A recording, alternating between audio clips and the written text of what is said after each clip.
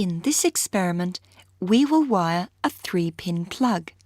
First, remove the outer cover of a cable as shown.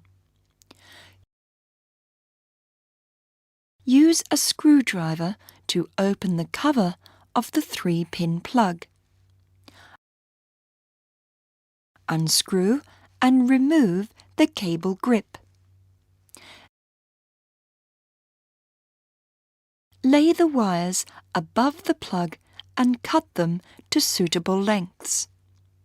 Then, use a wire stripper to remove about 6 mm of the insulation from the end of each wire. Twist the exposed copper strands. Loosen the screw on each pin.